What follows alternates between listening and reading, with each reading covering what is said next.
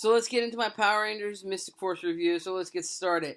Now this is a hard thing to really break up the plot because there's a lot of interesting things that are brought into the show that I like. It has a mystical backdrop to where that there are like knights, demons, witches, and warlocks, and a lot of interesting things that like I have an interest in to like what I like.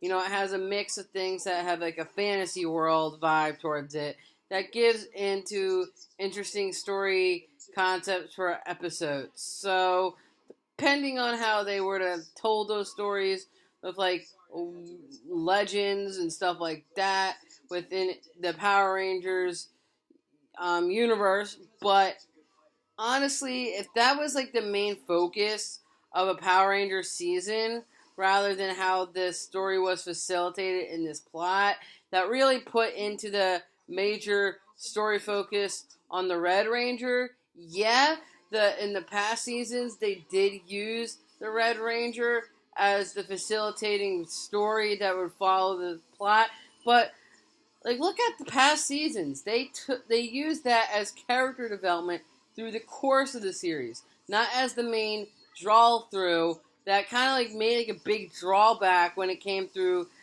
the 32 the new Disney era, the like end like the end half era of the Disney contract that, you know, when it was bought by Disney, it just didn't feel like there was a lot of episodic storytelling, even though it did have continuity from certain episodes to episodes. It was like a lot of things were going on. Like I said, the plot with Nick and him being the lost son of Adana. That seems like an interesting story that could have been brought in, but then they kind of made that the central focus. You know, they used so many central rinse and repeat story methods that just kind of didn't make the story work as much. Like, it really didn't hold my interest near like the end half of the season, but like the concept of the theme would sound good. Sounds like a classic Power Ranger story. Like, think back, it kind of brought that vibe of like Mighty Morphin, Lost Galaxy, Zeo. You know, brought in interesting concepts that were done in previous Power Ranger seasons, but comparing the execution from those seasons to this season, you can really tell the weak writing in the story, and acting at best was decent with some of the actors that were in it.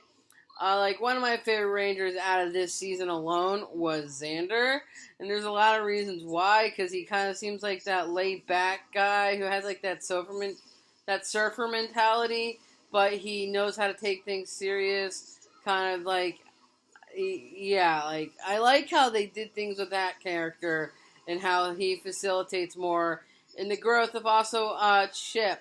And I think most of the stories were strong with the male characters, but really like weak in comparison to the female Rangers. I'm not saying I think those characters were weak in the series. It's just the writing for those characters didn't feel like on point to what it could have been for it. You know, like Vita, kind of like the tough girl, her sister Madison, into making like record with like into movies or something. You know, it didn't really like they locked down any significant character qualities of the series, like informed qualities that we don't see, rather than it just being said. You know, that was kind of the kickstart to some of the problems within this the Nickelodeon era of Power Rangers, or the new Saban era, depending on what you like to dub it. But in Power Rangers, it's called the Neo Saban era. I like to really dub it by the production era. But honestly, it's just kind of a troubling in and half series. Interesting concepts that would have been good as a theme for a Power Ranger series, but the mini stories that were going along with it just felt like prolonged. It could have like been like a throwaway episode. That's kind of what made Mystic Force unbearable for me. And like the writing was really weak. The actors were decent job, and it just was a really weak season for me. I'm not trying to. It just was disappointing. After many seasons in the past I've grown up with, I kind of like lost interest in the Power Rangers after this year, after 2006.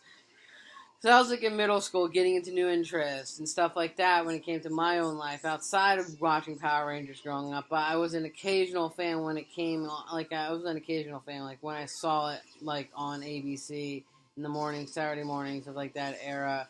I would occasionally watch it, but not really focus in. That really drawed me in of interesting concepts.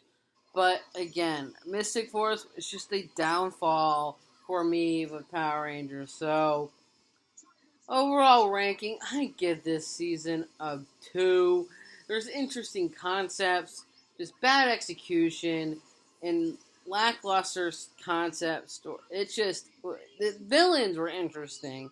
The villains weren't even interesting. It was just a lackluster season for me, and I could have cared less about this one. Even though I do remember it being coming out in like the mid 2000s, like after the height of like a lot of superhero media slash pop culture films were being in the woodworks. It's just like, oh my gosh, it was so forgettable for me. So, like I said, my ranking, it's a 2. It really missed the mark on what it could have been. And join me in where I feel full frustration with Operation Overdrive with my next review.